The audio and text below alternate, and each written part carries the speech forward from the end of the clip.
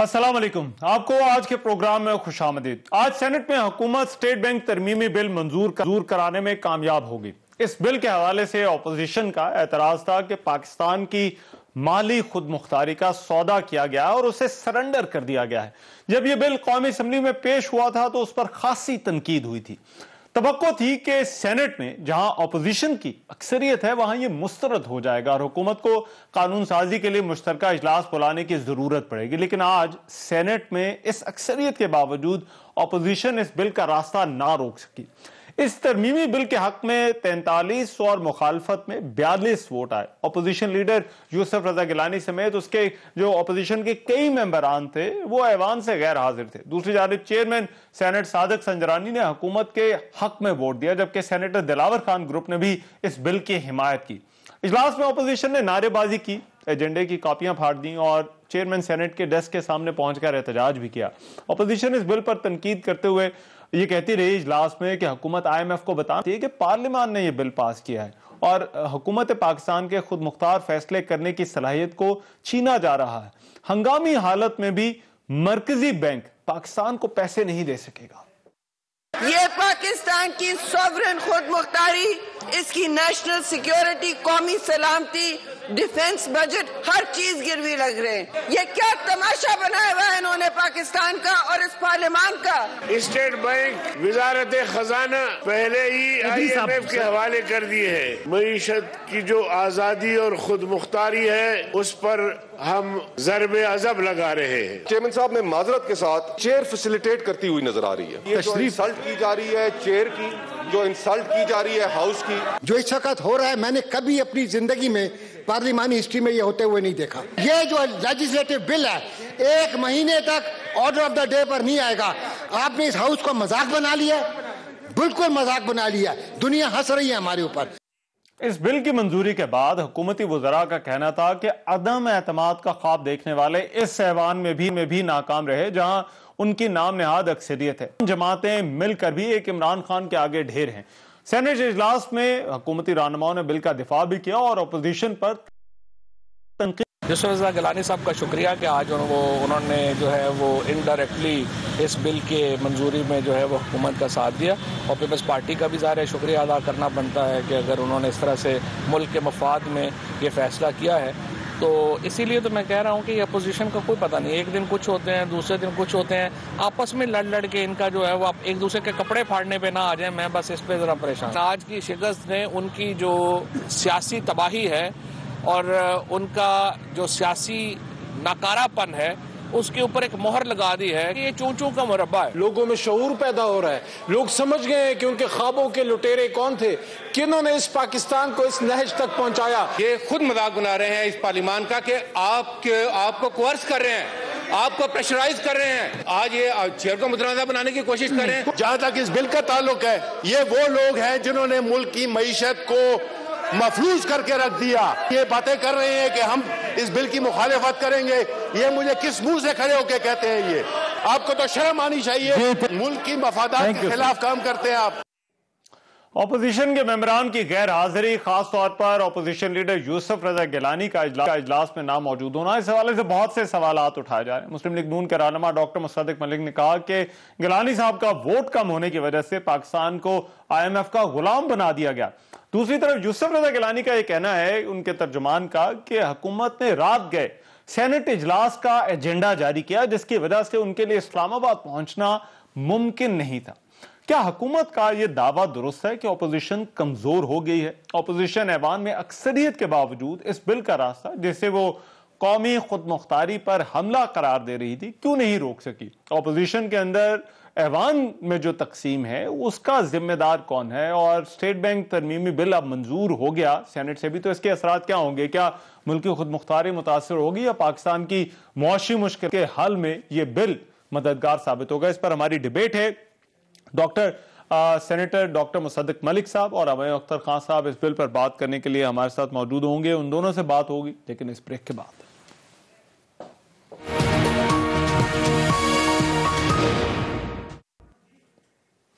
Break break के बाद programme में एक मरतबा फिर से खुशामदीद। सेनेट में जो आज कुछ हुआ और हुकूमत जिस तरह से स्टेट बैंक तरमीमी बिल मंजूर कराने में कामयाब हुई, इस पर बात करने के लिए सेनेटर डॉक्टर मुसद्दिक मलिक साहब हमारे साथ मौजूद है। मुस्लिम लीग नून से डॉक्टर मुसद्दिक मलिक साहब बहुत शुक्रिया, और हुमायूं अख्तर खान साहब पाकिस्तान तहरीक इंसाफ से वो हमें ज्वाइन कर रहे हैं, साबिक वफाकी वजीर। बहुत शुक्रिया हुमायूं अख्तर खान साहब, आपका भी। मैं डॉक्टर मुसद्दिक साहब आपसे इस डिबेट का आगाज करना चाहता हूँ। ये आज क्या हुआ है सर, को थोड़ा जरा हमें समझाएं कि ये सेनेट में ये क्यों होता है। ये जो आज हुआ अक्सरियत है ओपोजिशन की, लेकिन इसके बावजूद जो है वो ओपोजिशन बिल का रास्ता नहीं रोक सकी। देखिए, दो चीजें हैं। आपका बड़ा, मेरा ख्याल था शायद आप बिल के मुतालिक बात करेंगे, लेकिन पहले इसी चीज पे, सियासत के ऊपर बात कर लेते हैं। देखिए, बात ये है कि बाद में जी, देखिए बात यह है कि जो ऑपोजिशन को मेजॉरिटी नजर आती है, वो आपको इस वजह से नजर आती है कि बाप पार्टी के और जो एक और वहां पे ग्रुप है, दिलावर साहब का जो ग्रुप है, उन जी एक गिलानी साहब को लीडर ऑफ द ऑपोजिशन बनाने के लिए एक इल्हाक किया था। उस इल्हाक की वजह से, क्योंकि अगर वो बैठते, बाप पार्टी के वो अराकीन और दिलावर साहब जो हैं, वो अगर हुकूमत के साथ बैठते तो फिर वो वोट नहीं कर सकते थे गिलानी साहब के लिए। जब वो आके ऑपोजिशन में बैठ गए तो फिर उन्होंने लीडर ऑफ द ऑपोजिशन को, गिलानी साहब को बनाने के लिए वोट किया, और उस दिन से वो ऑपोजिशन बेंचेस में बैठे हुए हैं। जब आप एज ए जर्नलिस्ट का वोट काउंट करते हैं तो आप उनको गिनते हैं ऑपोजिशन में, वो तो ऑपोजिशन में नहीं है। अगर ऑपोजिशन में बाप पार्टी है तो इक्तदार में भी बाप पार्टी है, और डेप्टी जो चेयरमैन है वो भी बाप पार्टी के हैं, और चेयरमैन तो है ही बाप पार्टी के। तो इसका मतलब बाप रे बाप, सिर्फ बाप पार्टी है और कुछ नहीं सेनेट में। तो हकीकत ये है कि हमारा जो ट्रेजरी बेंच है उसके साथ तकरीबन टाई है, 49-50 वोट्स के हिसाब से हमारी टाई बनती है। ठीक है, और इस वजह से हम वोट हारते हैं, क्योंकि जो भी हमारे सेनेटर्स जिस वजह से भी नई तशरीफ लाते, जब वो नई तशरीफ लाते तो हम हार जाते हैं। ये है, मगर उसका बुनियादी जो मुहर्रकात हैं, जो आपने पहले मुकदमा पेश किया कि आप मेजॉरिटी में होने के बावजूद क्यों नहीं जीतते, उसकी वजह मैंने आपको बता दी। उसकी वजह वो 3 अराकीन हैं बाप पार्टी के, और दिलावर साहब हैं, उनके कुछ दोस्त हैं जो बैठते तो हमारे बेंचेस पे हैं, मगर वो डॉक्टर साहब बाद में सवाल आता है। लेकिन यूसुफ रजा गिलानी, मुशाहिद हुसैन, नुज़रत सादिक, ये पीके मैप के शफीक तरीन साहब, बीएनपी मेंगल के डॉक्टर कासिम और नसीमा एहसान साहिबा, ये आप इनको किस तरह से देखते हैं? इनकी आवाज में मौजूद ना होना जो है, जी मैं तो इनको इस अमर को कि हमारे कुछ अराकीन बाज मरतबा जाती हो जाती हैं, मामलात हो जाते हैं। मसलन महेंद्रो साहब जो पीपल्स पार्टी के हैं, वो कैंसर का शिकार हैं। और हमारे मुशाहिद साहब जो हैं, मुझे नहीं पता उनको कोविड किस दिन हुआ था, मगर अब प्रोटोकॉल ये है कि 5 दिन के बाद आप, कोविड के बाद आप आके वोट कर सकते हैं, मगर वो कोविड में मुब्तला हैं। और इसी तरह जो नुज़रत साहिबा हैं, वो मुल्क से बाहर हैं, उनके यहाँ नवासी पैदा हुई है। मगर असल जो अहम चीज़ की तरफ आप इशारा कर रहे हैं वो ये है, जो एक अहम नुक्ता है, कि हमें देखना सिर्फ ये नहीं कि एक दिन कौन मौजूद नहीं था। कायदे हिज़्ब इख्तलाफ को तो होना चाहिए था, इसमें कोई, मैं समझता हूँ, दो राय नहीं है। कायदे हिज़्ब इख्तलाफ को ना सिर्फ खुद होना चाहिए, बल्कि उनको ऊपर यह मुकर्रर है, ये उन्होंने लीडरशिप रोल अपनाया है कि वो खुद भी आए और बाकी तमाम ऑपोजिशन को यकजा करके, इकट्ठा करके लेकर आए। तो उनका होना बहुत अहम है, उनका ना होना भी बहुत अहम है।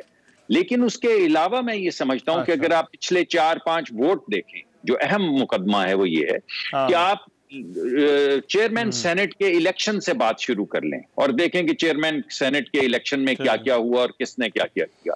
उसके बाद आप देखते चले जाइए कि जितने भी अहम बिल आए हैं, चाहे वो फैटफ के हवाले से मनी लॉन्ड्रिंग का बिल आया हो, चाहे वो दूसरा बिल हो जिसमें आपके बच्चे बच्चियों, बेगम और आपके जाती फोन टैप किए जा सकते हैं, आपके कंप्यूटर में ब्रेक इन किया जा सकता है।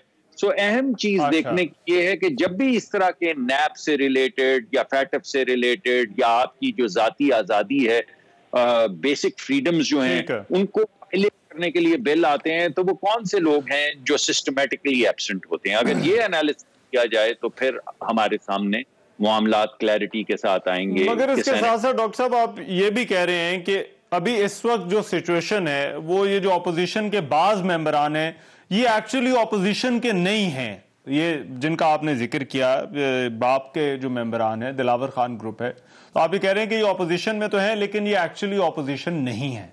जी, मैंने इनको जब से ये नया ग्रुप बना है मैंने कभी आज तक इनको ऑपोजिशन के साथ वोट करते नहीं देखा। तो असल जो सवाल उठता है वो ये है कि उनको भी चाहिए क्योंकि मैं इनको जानता हूं, ये बड़े इज्जतदार लोग हैं।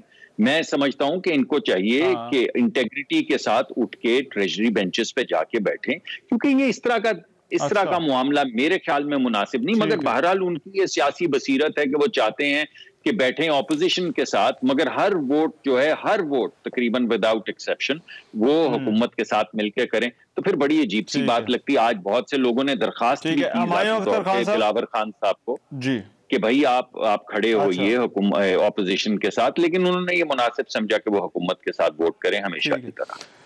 हमायूं अख्तर खान साहब, आप इस नंबर्स को किस तरह से रीड करते हैं, क्या ये मैटर करता है? और दूसरा, इस बिल के हवाले से ये ऑपोजिशन के बड़े शदीद किस्म के एतराज आते हैं और एक बहुत, क्योंकि ज़ाहिर बात है बिल पे भी बात करनी है, तो एक जो सबसे बड़ा जो एतराज है वो ये कि अब इस बिल के मंजूर होने के बाद अगर कोई हंगामी हालत होती है या कोई बहरान आता है तो हुकूमत पाकिस्तान जो है वो स्टेट बैंक से कर्जा नहीं ले सकती, जो कि आम तौर पर आखिरी हल होता है।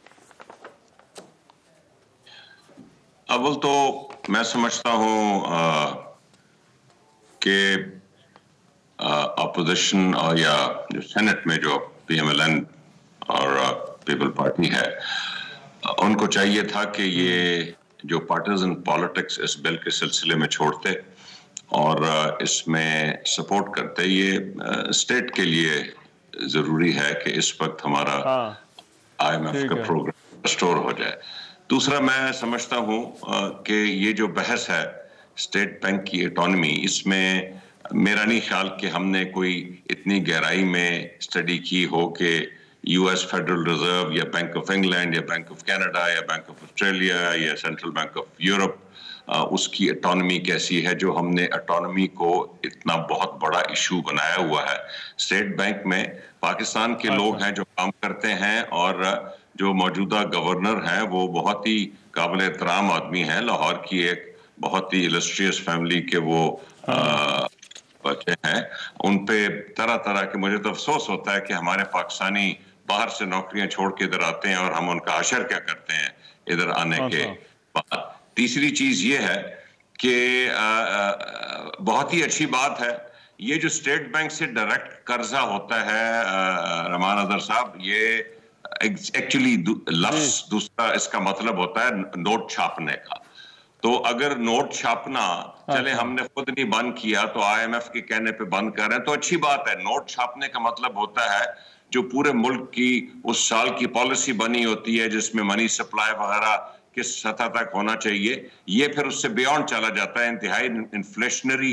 नहीं, मगर हमारे साहब ये जो हमारे ग्राउंड रियलिटीज या मारूजी हालात का हवाला दिया जाता है उसमें फर्क सिर्फ ये है कि आप सेंट्रल बैंक से नहीं लेकिन आप पाकिस्तान के किसी भी कमर्शियल बैंक से गवर्नमेंट कर्जा ले सकती है या बाहर जाके जैसे हाल ही में एक काफी कामयाब सुकूक बॉन्ड इशू किया है वो ले सकती है। इसका ये मतलब नहीं कि अगर ये शिफ्ट लगी है तो पाकिस्तान की हुकूमत का दिवालिया निकल जाएगा।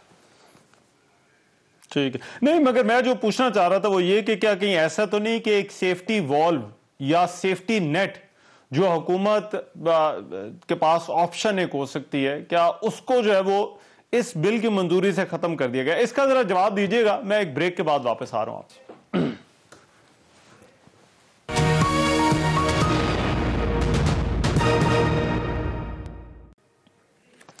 ब्रेक के बाद प्रोग्राम में एक मरतबा फिर से खुशामदीद। सेनेट का जो आज का इजलास हुआ और स्टेट बैंक तरमीमी बिल की मंजूरी इस पर जो है वो बात हुई है। हमायूं अख्तर खान साहब, ब्रेक पर जाने से पहले जो सवाल जो है मैंने पूछा था कि क्या ऐसा तो नहीं कि जो सेफ्टी नेट है या सेफ्टी वॉल्व है वो हुकूमत ने इस बिल की मंजूरी के साथ खत्म कर दिया हो कि जहां पर हंगामी हालात में जो है वो हुकूमत अगर चाहे तो वो नोट छाप सकती है या कर्जा ले सकती है स्टेट बैंक से बेसिकली? नोट छापना तो अच्छी इकोनॉमिक पॉलिसी नहीं है रहमान अज़हर। अगर वो इस बिल के नतीजे में बंद हुआ अच्छी बात है। हंगामी हालात में पाकिस्तान की हुकूमत किसी भी बैंक जो पाकिस्तान में मौजूद है उससे आप देखें कि ट्रेजरी बिल्स ऑक्शन होते हैं या पाकिस्तान से बाहर जाके और ये सुकूक बॉन्ड या यूरो बॉन्ड या किसी किस्म का बॉन्ड इशू कर सकती है। उस बॉन्ड के लिए भी मैं ये कहता चलूं कि IMF का प्रोग्राम में अभी जाना से उसकी हमारी सिचुएशन बेहतर होती है, क्योंकि हमें कम लागत पे ये बॉन्ड हम इशू कर सकते हैं। आपने अभी देखा है कि IMF प्रोग्राम एक्सपेक्टेड था कि हमें मिल जाएगा और हम एक्सपेक्ट कर रहे थे कि 8.25 8.35 कूपन रेट तक बॉन्ड इशू होगा, लेकिन वो 7.95 का हुआ है। इससे देखें कितनी बचत होती है। तो इसमें ये मतलब नहीं होता कि सारे रास्ते बंद हो गए हैं और उसका दिवालिया निकल जाएगा। हाँ डॉक्टर साहब, दो चीजें हो गई। एक तो आर्गुमेंट यही है कि आप IMF प्रोग्राम जिस तरह से आपको चल रहा है, जाहिर बात है आपको पैसे मिल जाएंगे, ये एक बहुत बड़ी जो है वो कंडीशन थी। दूसरा वो कह रहे हैं कि क्या सेनेट के अंदर, चलें कौमी असम्बली में तो ये बिल, बाकी इसके साथ वो ज़िमनी बजट वाला भी जो है वो मालियाती जो बिल था वो भी आया था, लेकिन क्या ये स्टेट बैंक के मामले को अगर अलग करके देखें, नॉन पार्टिजन सियासत या इसके ऊपर पोजीशन हो सकती थी, ली जा सकती थी सेनेट के अंदर? जी, नॉन पार्टिजन क्या होती है जरा बताइए मुझे। जी, नॉन पार्टिजन ये होगा कि सियासत से बालातर होके, सियासत से बालातर कैसे होते हैं, जरा मुझे बताइए। डॉक्टर साहब, सियासत से बालातर, उस पर आप बात करेंगे, हुकूमत आपसे बात करे, आप हुकूमत से बात करें। अगर आप दोनों ये समझते हैं कि पाकिस्तान के लिए कोई चीज अच्छी है तो उस बिल पर जो है वो मुत्तफिका तौर पर फैसला किया जा सकता है। जी, और उसका तरीकाकार ये होता है कि जब एक बिल आप ले करते हैं तो वो इसी डिबेट के लिए, जिसको आप बाई पार्टिजन या सियासत से बालातर डिबेट कह रहे हैं, वो कमेटी में जाता है। कमेटी में सबकी बराबर बराबर रिप्रेजेंटेशन होती है। वहां पे ले दे सियासी नहीं होती, वहां पे लाइन बाय लाइन पढ़ा जाता है और देखा जाता है कि कौन सी चीज मुल्की मुफाद में है और कौन सी चीज मुल्की मुफाद में नहीं है, या कम से कम तकरार होती है और मीडिया के सामने होती है, सब सहाफी बैठे होते हैं ताकि लोगों का पर्सनल एजेंडा भी सामने आता चला जाए। जो अपना पर्सनल एजेंडा बढ़ाता है, जैसे कि हमारी फाइनेंस कमेटी में हमें रोज नजर आता है कि कौन शख्स क्या बात कर रहा है, कहां पे ब्रेक मांग रहा है, क्यों मांग रहा है, मगर वो रिपोर्ट हो रहा होता है क्योंकि रिपोर्टर्स उधर बैठे होते हैं। तो उसमें एक सियासत से बालातर होने का इम्कान पैदा होता है कि आपस में बात करके सहाफियों की मौजूदगी में, यानी अवाम की मौजूदगी में, ताकि अगर आपका कोई पर्सनल उसके अंदर पोनी है तो वो सामने आ जाए। उस गुफ्तगू के नतीजे में कुछ अमेंडमेंट्स होती हैं, फिर वो एक मुत्तफिका तौर पे कमेटी की राय के तौर पे आता है सेनेट के फ्लोर पे, जिसपे वोट हो जाता है। इसी को कहते हैं बाई पार्टिजन या सियासत से बालातर। जब बिल आए और लीडर ऑफ द हाउस ये कहे कि इसको पढ़ने नहीं देना है, या चेयरमैन सेनेट बोले कि मैं तो, चेयरमैन सेनेट भी बादशाह आदमी है, क्या मैं उनके मुताल्लिक कहूं, वो जिस तरीके से आए हैं उनको ख्याल करना चाहिए, अपनी इज्जत बहाल करनी चाहिए, मगर वो अपनी इज्जत बेहाल करना चाहते हैं बहाल के बजाय। तो वो ये कहते हैं कि नहीं, मेरा ख्याल है क्या जरूरत है इस बिल पे डिबेट करवाने की, इसको कमेटी में भेजने की, तो इधर ही वोट अभी लिए देते हैं। और उनको बोला कि अच्छा, लोगों ने कहा कि हमने अमेंडमेंट्स पेश की हुई हैं, उनको ऊपर डिबेट कर लें। उन्होंने कहा नहीं नहीं, क्या जरूरत है डिबेट की, जब हमारे पास नंबर हैं तो फिर हमें जरूरत क्या है डिबेट की। तो जो हुमायूं भाई कह रहे हैं, ये मेरे बड़े भाई हैं, मेरे बड़े करीबी दोस्त हैं, और इन्होंने अच्छी बात की। अब मैं सवाल आपको ये बता रहा हूं कि ये जिस चीज को आप कह रहे हैं सियासत से बालातर, उसका एक तरीका कार है आइन में कि सियासत से बालातर होकर कमेटीज में सब्सटेंटिव डिबेट की जाए अवामी हक में, हुकूमत अवाम के मुफाद में एक मुकदमा लेकर आए और ऑपोजिशन अवामी मुफाद में उसको शदीद तनकीदी नजर से देखे, और सहाफी बैठे हों जो रिपोर्ट करते हों कि देखिए यहाँ पे ये मुस्तक साहब गड़बड़ कर रहे हैं या हुमायूं भाई गड़बड़ कर रहे हैं वगैरह वगैरह। ये होती सियासत से तरीका कार। तो जब आप उसको मंडी बना दें सेनेट को, और आप ये कहें कि कोई डिबेट नहीं होगी, सिर्फ 2 नंबर कम करने हैं, वहां से 1 यहां से बढ़ाना है बस, और उसके बाद पाकिस्तान को गिरवी रखो IMF के सामने। यानी मुल्की मुफाद ये है कि एक साहब बहादुर ईस्ट इंडिया कंपनी के आए, जिनकी तारीफ अभी हुमायूं भाई कर रहे थे, और उनको कोई अकाउंटेबल ना कर सके? यानी आप उनको 5 साल के लिए, कौन सा पाकिस्तान में ऐसा शख्स है, यानी प्राइम मिनिस्टर ऑफ पाकिस्तान को आप हाउस में रिमूव कर सकते हैं through a vote of no confidence, लेकिन गवर्नर स्टेट बैंक जो है आप उसको रिमूव नहीं कर सकते। जब तक वो दीवाना ना हो जाए आप उसको रिमूव नहीं कर सकते। ये कानून आपने पास किया है। अच्छा, ये क्या लॉर्ड माउंटबेटन है इस जमाने के? आप किस तरह के कवानीन लेकर आ रहे हैं? अगर वो अवामी मुफाद में काम नहीं करते और लोग और पार्लिमान उनसे डिसएग्री करती है, तो कोई तरीका कार इस मुल्क में नहीं रह गया कि साहब बहादुर को निकाला जा सके या अकाउंटेबल किया जा सके। उन्होंने सिर्फ 2 रिपोर्ट करनी है, ये किया आपने। ये अभी जो आप कह रहे थे कि ये बड़ा अच्छा हुआ कि अब नोट नहीं छाप सकते, तो ये मुझे बताइए कि जब आप बैंकों से लेंगे पैसा तो बैंक तो उसके अंदर सूद लेंगे। हाँ। यानी अगर तो स्टेट बैंक से मिलता है पैसा 1% पे, तो बैंकों से मिलेगा 3% पे, और ये 2% का जो दरमियान का बोझ है ये कौन उठाएंगे? अवाम। और नफा कौन उठाएगा? बैंक। अच्छा, चले नफा उठाएंगे नहीं सर। एक सेकंड ठहरिए, अब आप मुकदमा खोल ही दिया है, डिबेट कहा है। डॉक्टर साहब 1 मिनट दीजिएगा, ये मैं दोनों चीजों का राइट, लेकिन डॉक्टर साहब 1 मिनट दीजिएगा। मंसूर खान साहब, ये अकाउंटेबिलिटी वाला मामला, सारी बात अगर इसे अकाउंटेबिलिटी कह लीजिए, सुपरविजन कह लीजिए, पॉलिटिकल ओवरसाइट इसको कह लीजिए, जी ये जो मंसूर खान साहब, और ये मैं कह रहा, ये हुकूमत ने देखिए डीरेगुलेशन, देखिए सारी दुनिया में एक फिस्कल पॉलिसी होती है, फिस्कल ऑपरेशन, गवर्नमेंट का बजट जो कि मिनिस्ट्री ऑफ फाइनेंस संभालती है, और एक मॉनेटरी पॉलिसी और बैंक ओवरसाइट और रेगुलेशंस होते हैं जो कि सेंट्रल बैंक्स संभालते हैं। ये जो इंटरफेरेंस थी हुकूमत पाकिस्तान की, मिनिस्ट्री ऑफ फाइनेंस की स्टेट बैंक के ऑपरेशंस में, अभी तक वो खत्म की गई है। उस इंटरफेरेंस से स्टेट बैंक को जिस तरीके से मॉनेटरी पॉलिसी चलानी चाहिए नहीं चलाने दी जाती थी। ये ओवरसाइट की बात नहीं होती, ये एक इदारा जिसका काम है उसको नहीं, बट सर आप इन प्रिंसिपल ये कहते हैं कि डीरेगुलेशन स्टेट बैंक की एक अच्छी बात है, मतलब दिस इज द प्रिंसिपल, अगर आप इस फिस्कल प्रिंसिपल के ऊपर जाएं। ये मेरे से सवाल है? जी जी जी, आप ही से पूछ रहा हूं। अगर दोबारा पूछिए रहमान, जल्दी से, मैं समझा जी। बोल, मैं ये पूछ रहा था कि तो फिर आप ये समझते हैं कि जो डीरेगुलेशन है वो इन प्रिंसिपल स्टेट बैंक की वो बिल्कुल ठीक चीज है?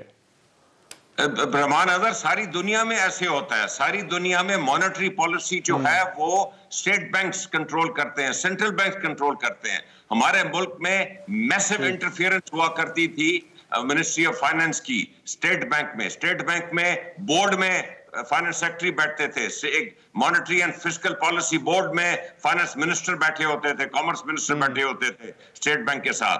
अब इनको हमने इंडिपेंडेंट कर दिया। स्टेट बैंक पाकिस्तान का इदारा है, हिंदुस्तान का इदारा नहीं है। इसमें पाकिस्तानी बैठे हुए हैं सारी उम्र के कैरियर्स बना के। इसका गवर्नर जो है वो पाकिस्तानी है। हौसला कीजिए जरा, उनको अपना काम करने दीजिए।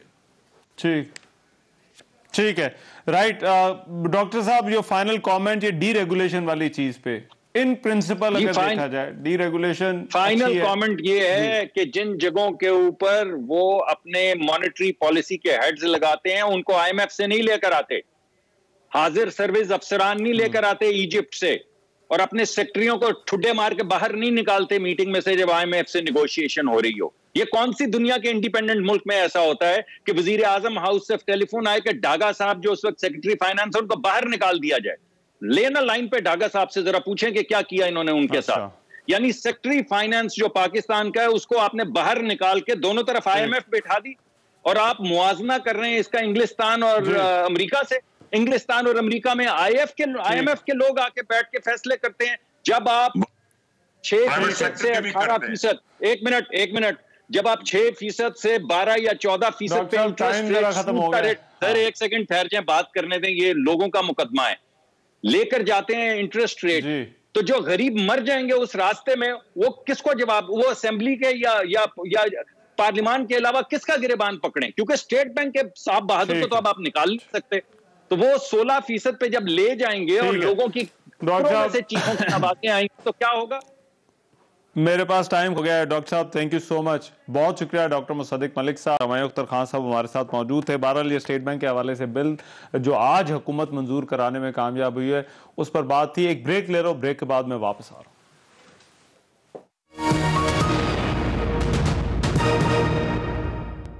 अस्सलाम वालेकुम जी। फुटबॉल दुनिया का मकबूल तरीन खेल है, लेकिन पाकिस्तान के अंदर फुटबॉल के हवाले से बहुत ज़्यादा बात होती रहती है। मुख्तलिफ कोशिशें भी की जाती रही हैं कि किस तरह से इस खेल को और ज़्यादा फ़रोग़ दिया जा सकता है। एक बहुत बड़ा मुल्क है, बहुत बड़ी पॉपुलेशन है, इस पॉपुलेशन में कहाँ से जो है वो फुटबॉल का टैलेंट जो है वो तलाश किया जा सकता है। इस पर जो है वो कोशिशें अब से पहले भी बहुत हुई हैं, बहुत सारे जो है वो स्टार्स भी जो है वो पाकिस्तान आ चुके हैं, और इस मरतबा जो है वो एक और जो फुटबॉल की एक बहुत बड़ा नाम, फुटबॉल का एक बहुत बड़ा सितारा जो है वो आजकल पाकिस्तान के अंदर हैं, और वो पाकिस्तान में ना सिर्फ जो है वो टैलेंट हंट के लिए यहाँ पर फुटबॉल के प्रमोशन के लिए यहाँ पर आए हुए हैं, बल्कि वो पाकिस्तान के फुटबॉल के मुस्तकबिल के साथ भी अपने आप को एसोसिएट करते हैं। तो मशहूर इंग्लिश फुटबॉलर, साबिक कप्तान, इंग्लिश स्ट्राइकर माइकल ओवन जो है वो पाकिस्तान में है, और आज इस वक्त जो है वो हमारे साथ मौजूद हैं। Thank you so much mister oven for taking time out for us, and let me begin by welcoming you to Pakistan.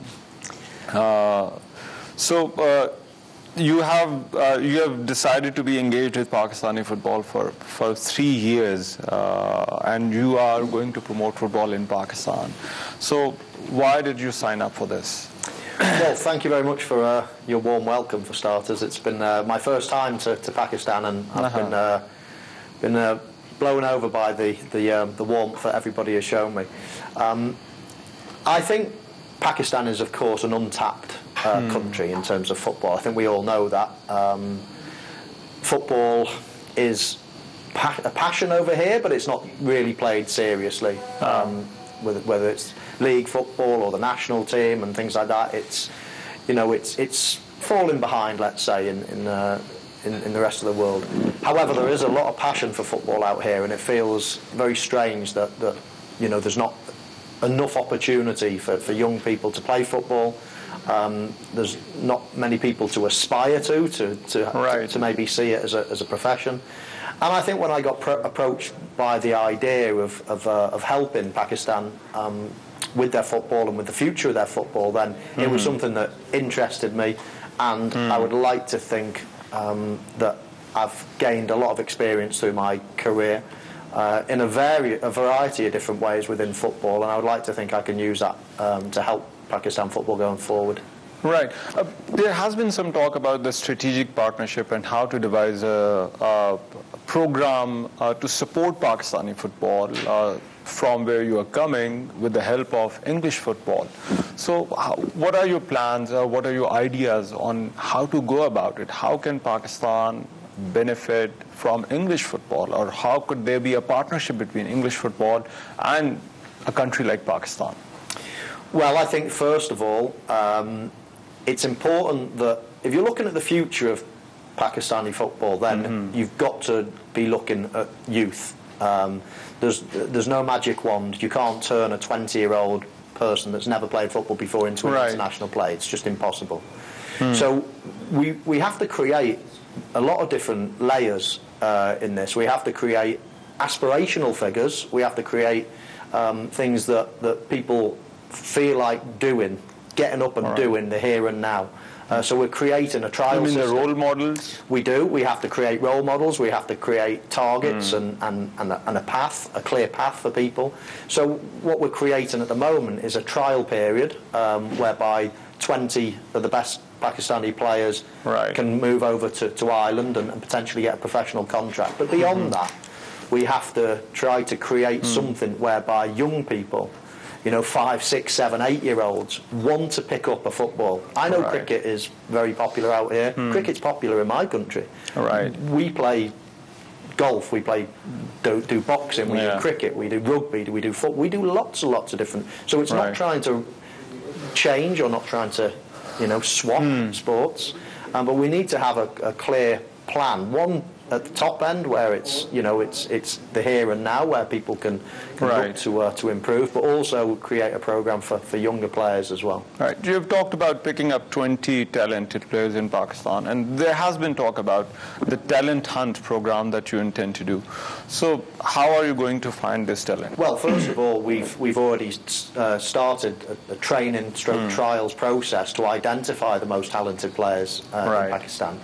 And once we identify those 20 players, and there are already UEFA coaches on the ground here in Pakistan coaching and searching for those talented players. Once we identify them, then of course they're going to get given an unbelievable opportunity to go to Europe, to try to make a career out the game, and to try to improve their already, their talent that they've already got in football. So that's the immediate. That's something that's quite exciting. That's something that I'm sure the Pakistani public will see. Wow, 20 players going over with the potential of playing professional football. I think that's quite aspirational. I think it's very exciting. However, just to do that alone, I don't think is going to turn the fortunes necessarily of football in this country. So there needs to be other things, which of course we are working on as well. Right. You talked about cricket being in Pakistan and in England as well. But England, like you said, has many other sports. But in Pakistani landscape, cricket has sort of dominated the sports landscape in Pakistan. So how can a country like Pakistan attract kids, talent to other sports, like, let's say, football? Well, I asked the question, how can't it? You've got 220 million. We've only got 70 million people in England. In Pakistan, you've got 220 million, and a high percentage of those people are young people. So I asked the question, how can't there be space for not just one more sport? There could be space for lots. As I said, we have opportunity in England to play lots and lots of different sports, loads of different sports. And inevitably, football is the most popular in football. It's most popular around the world. And I'm not here to try to change people's minds to say, prefer football than cricket. I mean, but you must have seen a difference. What is different in Pakistan that's the football in Pakistan needs? Well, I'm here on my first day in Pakistan, so I haven't seen on the ground yet some of the talent. I've spoke to the coaches, I've heard some of the reports, and I look forward to looking with my own eyes and making my own mind up as well to see. But I do know that there's a lot of passion for football here. I mean, everybody watches the Premier League. It feels like they've got that passion within them, but maybe there's not the facilities, maybe there's not the opportunities. All these different things may be reasons why people don't pick up a football and go out and play. And of course, the benefits of football are there for all to see. I mean, the health benefits, the social benefits. There's so many different benefits. So again, I'm not trying to replace football or replace any sport with football.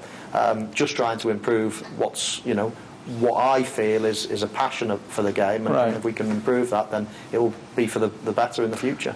You will be associated with PFL as well. So how can PFL benefit from your experience and also the leagues that are happening all over the world?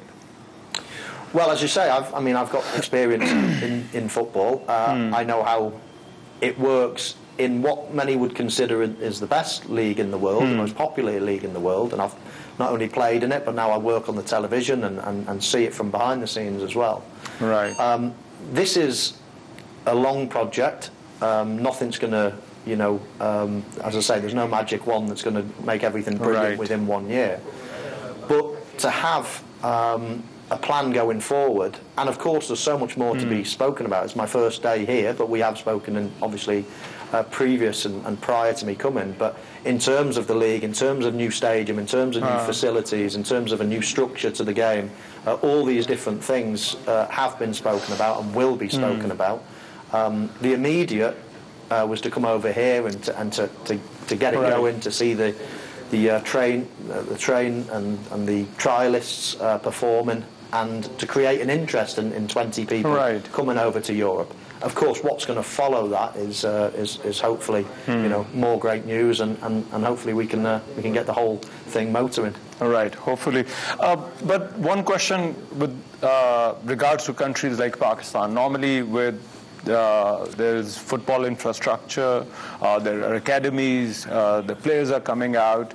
It takes time, but then it also takes resources as well. So do you think a country like Pakistan, how can it invest in producing players and building that infrastructure?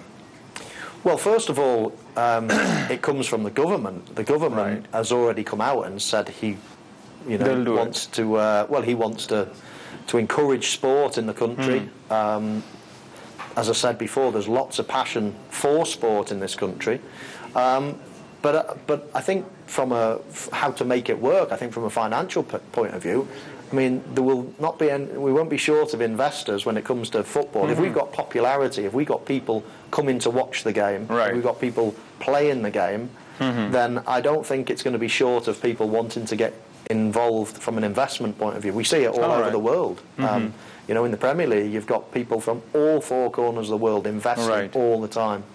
And of course, that's going to start, at a certain level. But it's going to, the more and more popularity it gains, the more and more people are going to want to be part of it. So the government's involvement is necessary for this. But you are going to meet Prime Minister of Pakistan, Imran Khan, and you're then going to meet Army Chief as well. Then you are meeting other leadership figures in Pakistan as well. So what will be your advice to them? What will you tell them to how to promote football in Pakistan?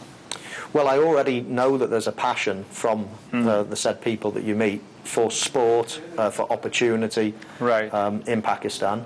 To give my experience, to give my knowledge, to give my enthusiasm, then that's what I've committed to. We've already set out some programmes which are already taking place, that have been taking place over the past few weeks. And I know that a lot of the people that you just mentioned have already been impressed by what's happening. So I think we're going to get a lot of support. I hope we get a lot of support. I hope you guys in the press and the general public are very supportive of something that we're trying to do. It's bringing investment into Pakistan. It's bringing, hopefully a nice news story and hopefully a serious proposition for the future. So I can't really see any negatives, and certainly all the things that I've heard so far are positive. All right. So lastly, what steps do you think that Pakistan should take at the moment to be on that path where we will be able to produce, let's say, good footballers in coming decade or so? Yeah, and that is the point. I mean, we can create things now to get people interested in playing, and that's the first thing to do. We have to get people that are passionate about football, that want to play football, that have got friends that want to play football, and then all of a sudden it starts moving. We're creating things at the top level whereby people are very excited and it's going to be newsworthy, and hopefully we get 1 or 2, 3 or 4, 5 or 6 Pakistan players in the European leagues in the near future, in the coming years. That would be amazing, because that would give everybody a lot of belief that Pakistan can create players. Beyond that, as you rightly said, it's going to be a decade until we see the real fruits of our labour in the Pakistani national team, let's say. Picking up a 10-year-old now, you've got a very good chance of making a footballer out of them in the future. Do you think, given the right path, Pakistan can have a successful national team as well? Absolutely. Why? I don't see any reason why not. The population is there, the enthusiasm for sport is there. I don't see any reason why not. It just needs a new structure. And once that structure is in place, I can't see any reason why Pakistan won't be, a force to be reckoned with in future years. But it's going to take time. Right. Any advice for the football fans, young kids that are watching you? Well, for starters, it's the enthusiasm of playing. It's the passion. It's the practice. You can't get to being great at anything without the practice. But to do that, put those hours and hours and hours of practice in, you need to have a love for the game. You need to have an enthusiasm, and that's what we need to create. We need to get football in the news. We need to get people playing it, get that enthusiasm, and then I think it will start snowballing. Okay. Mr. Alvan, thank you so much for your time. It was a pleasure having you in Pakistan. And good luck. Thank you very much. Thank you.